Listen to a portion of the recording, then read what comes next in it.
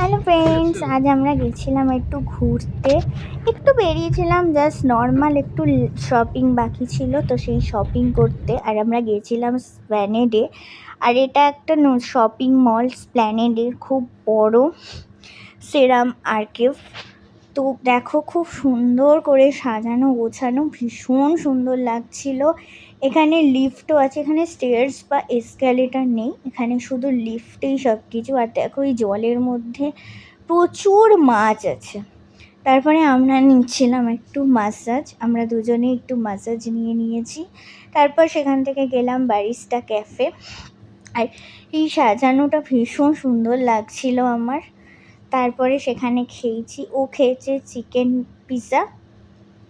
Cheese pizza, আর আমার ছিল chicken cheese pan fried momo.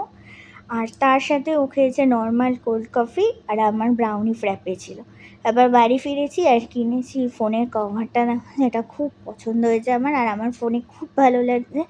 আর আমাদের দুজনের দুটো নেক ব্যান্ড। তো চলো, টাটা।